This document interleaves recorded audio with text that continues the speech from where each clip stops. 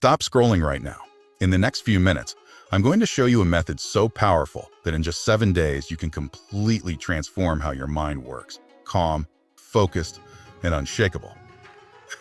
No, this isn't some motivational fluff. This is an ancient Japanese technique used by samurai and masters for centuries to conquer distraction, fear, and hesitation. If you watch till the end, you will discover the step-by-step process to master your mind and act with total clarity in every moment. Imagine waking up tomorrow and your mind doesn't wander. You're no longer anxious, distracted, or hesitant. Every decision, every action, every conversation flows with precision and calm. Today, I'm going to take you through that exact 7-day journey, showing you how the ancient Japanese mastered presence of mind, and how you can too if you enjoyed the video. Don't forget to like, comment, and subscribe so I can keep bringing you great content. Chapter 1. The restless mind Haruto sat at the edge of the cliff, overlooking the misty valley below. The sun's first rays brushed the mountains, yet inside him, chaos reigned. Thoughts scattered, every worry multiplying. His hands trembled slightly as he reached for his sword, a symbol of skill he had trained years to master. And yet, mastery felt hollow. He could strike perfectly, defend flawlessly, but his mind, it betrayed him every second. Master Takeda, standing silently behind him, observed. "Your body is ready," he said softly, voice calm yet authoritative.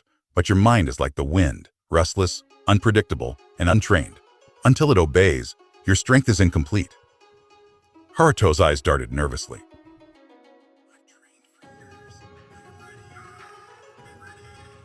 Control is an illusion. Presence is reality.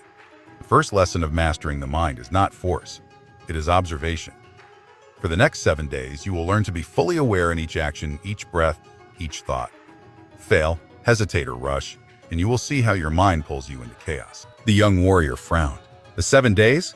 How can so little time change what years of training haven't? The mind is not measured by years, Takeda replied. It is shaped by attention, and attention is sharpened by purpose. Takeda instructed him to start with the simplest of tasks. Drawing a single line in the sand, placing one stone atop another, observing the wind's movement through the trees. Each task required full attention, no hurry, no judgment, only presence. Hours passed, and Haruto's mind rebelled. Every time he tried to focus, 100 thoughts intruded. Past failures, imagined fears, ambitions, and regrets, tangled like a storm inside him. His hands shook, his breathing quickened. Takeda did not intervene. Silence was the teacher. Every mistake, every distraction, every moment of frustration was a lesson in presence. By evening, Haruto's mind had begun to notice the difference. One breath at a time, one stone at a time, he felt small waves of calm begin to replace chaos. The world outside seemed sharper, quieter. Takeda's words echoed in his mind. The mind that wanders loses the body that rushes loses the mind. Only in full presence can strength arise. As night fell, Haruto sat beneath the stars meditating. Each flicker of thought was acknowledged, observed, and released. The restless mind, for the first time, showed signs of stillness.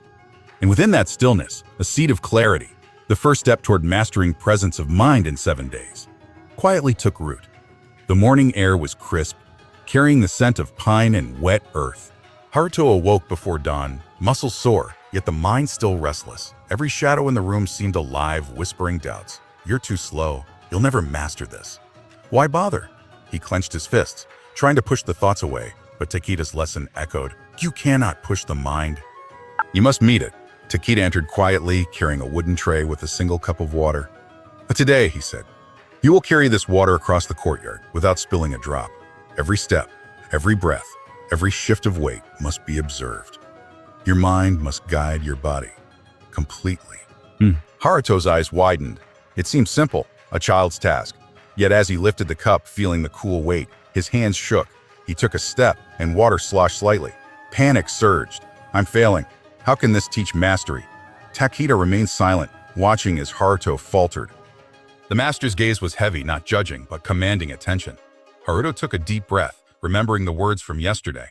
Observation, not force. Presence, not speed. Slowly, deliberately, he lifted his foot again. Each step was measured. Each breath counted. The water remained steady. Minutes turned into an hour. Haruto's mind wanted to wander, past mistakes, imagined critics, imagined failures, but he forced awareness back to the single act. One step, one cup, one moment. And then, a subtle change occurred. The trembling in his hands lessened, his breaths lengthened. The chaotic storm inside him quieted into a steady rhythm. Takeda finally spoke. Notice, Haruto, when the mind is fully present, even a simple task becomes profound. Presence is not just calm, it is mastery of the moment. You are learning not to control the water, but yourself. Haruto lowered the cup, marveling at how a small act could feel like a battle won. He realized that fear of failing, the hesitation that had shadowed him for years, came not from the task itself, but from his mind. By confronting one small challenge with total attention, he had begun to dissolve that fear. Next, Takeda guided him to the bamboo grove. Chop each stalk, he instructed, but only one at a time. Observe its angle, its resistance, your grip, your breath. Let the strike flow from presence, not from desire to finish. Hours passed, the repetitive motion transforming into meditation. Haruto's muscles ached, but the mind, for the first time in years, was quiet, focused, and sharp. Each swing was precise, effortless, alive, with awareness. The grove seemed to whisper approval, the rustling leaves echoing the rhythm of his attention. As sunset approached, Haruto sat by a small stream, reflecting on the day. The first test of presence had revealed a truth he had never known. Mastery begins not with victory over others, but victory over the self. Even failure was no longer frightening. It was simply feedback, a mirror showing where attention faltered and presence was lost. Haruto looked at his reflection in the water. The face staring back was calmer, eyes brighter, posture steadier. The restless mind had not disappeared, but its edges had softened. And in that softening, a new strength began to rise. The strength of one who acts not from fear, but from presence. The next morning, Haruto awoke with a sense of anticipation and unease. The dojo was silent, but inside him, a storm brewed. Yesterday's exercises had offered glimpses of calm, but the mind was cunning. It craved chaos, doubt, and distraction. Even as he drew his breath slowly, he noticed thoughts slipping in. I'm too slow, too weak, not worthy of mastery. Takeda appeared at the entrance, a shadow against the rising sun. Today, he said quietly, you will confront the mind itself. Not through swords, logs, or water, but through the reflection of your own shadows. Only by seeing what lies hidden can you act with unshakable presence. Haruto followed him to a secluded courtyard where a shallow pond mirrored the sky. The surface was still, deceptively calm. A look into the water, Takeda instructed. Do not look at your reflection, but at your mind. Every fear, every doubt, every urge to escape will surface. Watch, but do not react. Presence is not control, it is observation without judgment. Haruto peered into the pond. At first, all he saw was himself. Tense shoulders, clenched fists, restless eyes. Then subtle ripples formed, and with them, the hidden currents of his thoughts. Pride, impatience, ambition, fear of failure. Failure. The reflection seemed almost alive, mocking his confidence, exposing his insecurities. Panic surged. He wanted to look away to escape, but Takeda's gaze anchored him. Sit, the master said. Name each thought, each fear, observe it fully. Do not fight it, do not embrace it, simply witness. Haruto knelt beside the water, his chest tight, every muscle tense. I am not good enough. I am not good enough. I will fail. He repeated the phrase internally, letting the words rise and fall like waves. Slowly, painfully, he noticed a shift. Naming the fear did not empower it, it diminished its hold. Observation began to replace reaction. Awareness became a shield. Hours passed. The sun climbed high, casting warm light across the courtyard. Haruto's mind, once a chaotic storm, began to settle into a rhythm. The shadows of ego whispered, but he acknowledged them without submission. The fear of failure no longer froze him. It became a guidepost, highlighting where attention wavered. Takeda finally spoke. Presence is forged in the confrontation with your own shadows. The moment you stop fleeing, the mind aligns with action. Strength, clarity, and mastery arise not from avoiding fear, but from walking through it. Haruto rose, feeling a strange mixture of exhaustion and exhilaration. Each step he took away from the pond was deliberate, grounded, aware. He felt a small, powerful shift, a whisper of unshakable confidence. For the first time, fear was no longer a wall, but a teacher. The master led him through a series of simple drills, balancing on narrow beams, moving silently between trees, breathing in sync with the wind. Each action demanded presence, but now Haruto noticed something new. The mind, once scattered, began to flow in harmony with the body. Each thought was like a ripple on water, visible, acknowledged, but no longer dictating action. By evening, Haruto reflected on the day. The shadows within him, pride, doubt, impatience, had not vanished, but their power had waned. For the first time, he understood the essence of gammon: endurance, patience, and the courage to face internal turmoil without flinching. Mastery, he realized, is not measured by victories over others, but by endurance in the battles within. The morning sun spilled across the mountains, painting the dojo in golden light. Haruto felt a subtle calm, but he knew the true test was not in practice alone. It was in action beyond the dojo walls, where distraction, temptation, and ego lurked at every corner. Takeda's voice broke the silence. Today, you will leave the sanctuary. You will carry your presence into the world, into tasks that seem ordinary. Do not underestimate them. The mind is easily distracted by the mundane. Mastery is shown when focus persists there.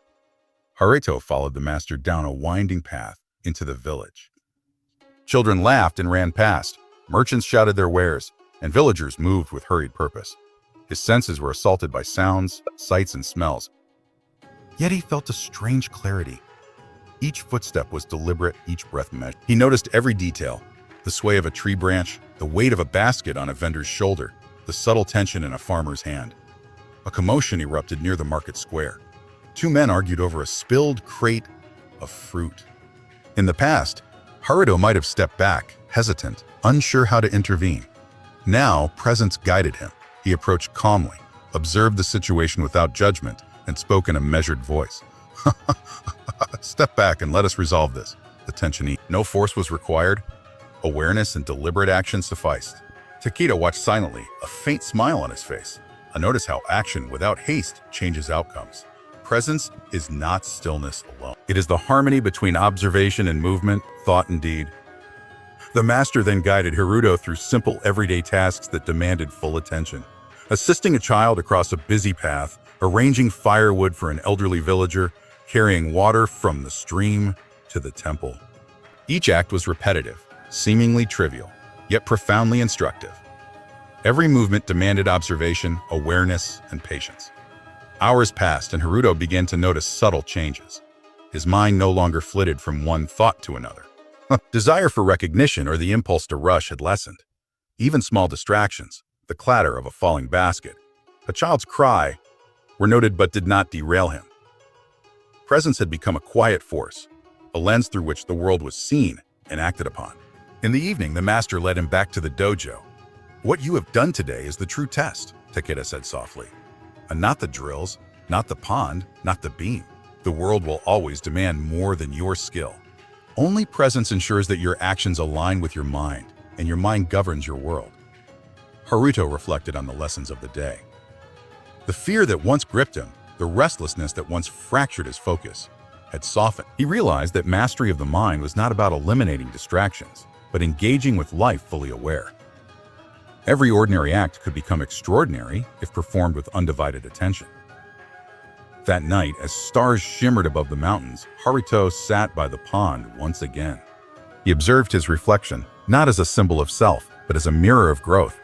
The shadows of doubt and impatience lingered, yet their edges were blurred. Presence, he now understood, was both shield and sword, protecting the mind from chaos while allowing deliberate, purposeful action. The day had revealed a profound truth. The path to mastery was not through grand feats or dramatic victories, but through patient, conscious engagement with every moment, no matter how small. The dawn was muted, fog clinging to the mountain slopes like a living veil. Haruto awoke, body sore, yet mind sharp. The previous days had taught him presence in simple acts, observation in chaos, patience in repetition. Yet Takeda knew this was only preparation. Today he would face the crucible: endurance, discipline, and confrontation with the deepest layers of his own mind. Takeda led him to the edge of the cliff, where the wind howled like an untamed spirit. Below, the valley stretched endlessly, shrouded in mist. "Your body is ready. Your mind has learned observation," Takeda said. "But endurance is tested when all comfort, all distraction, all certainty is stripped away. Today, you will sit atop this cliff, exposed to wind, cold, and your own thoughts. You will not move. You will not speak. You will endure. Presence will be your only guide. Haruto's heart raced. He had endured physical trials, mental drills, and social distractions, but this, absolute stillness against the raw force of nature, terrified him. "How can sitting here teach mastery?" he asked, voice tight. "The mastery," Takeda replied, "is revealed when you confront what you wish to escape. Fear, doubt, discomfort, desire, these are your opponents. The body can endure anything, but the mind must learn to remain unshaken." Haruto seated himself on the rocky ledge, cold seeping through his clothing, wind tugging at his hair. The first minutes were agony. Thoughts collided violently. Memories of failure, regrets, imagined criticisms, desires for warmth, for action, for escape. Each impulse tested him. His breath was shallow, trembling. Every instinct screamed to flee. He remembered Takeda's words, "Observe, do not react. Presence is your shield."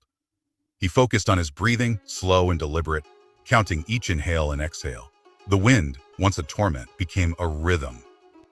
Each gust of cold, each crackle of rock beneath him, each distant call of a bird, anchored him in the present. Minutes stretched into hours, time lost meaning. Pain and discomfort were constant, yet observation transformed them. Fear became awareness. Restlessness became focus. Desire became presence. Haruto realized that all the battles he had fought, in the dojo, in the village, against reflection in the pond, were preparation for this moment, endurance against the self. As the sun climbed higher, his mind steadied. The restless impulses softened. He was no longer reacting to thoughts. He was observing them.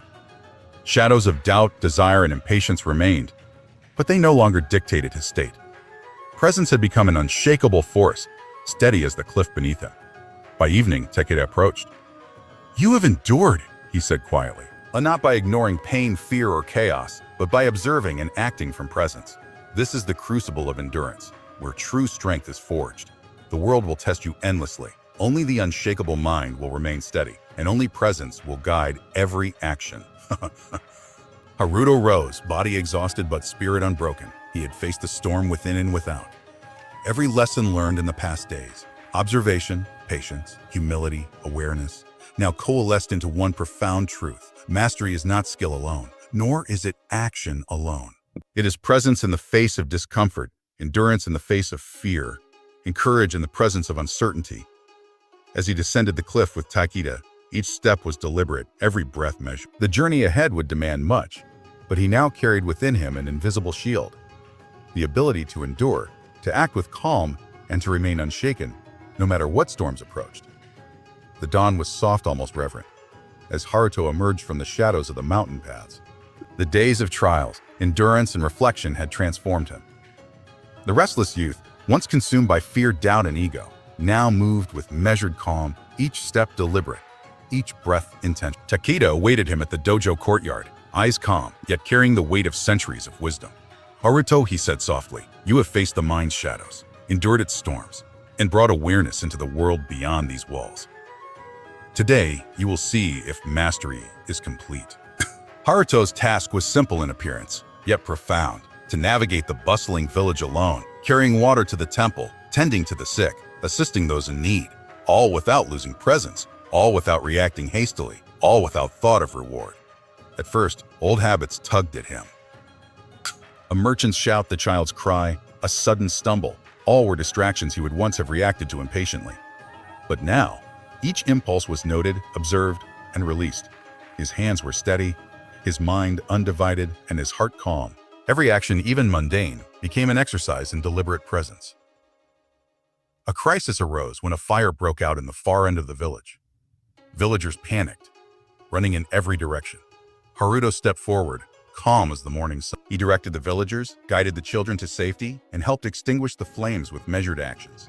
No fear gripped him, no hesitation. Every move was intentional, each decision informed by presence. As the fire died, the villagers looked at him with awe, but Haruto felt no pride. He understood the lesson. Mastery is not for recognition. It is an invisible strength that guides action, shapes decisions, and creates harmony, even in chaos. Takeda approached, placing a hand on Haruto's shoulder. "You see now," he said, voice steady, "presence is not just a practice within the dojo. It is a way of life.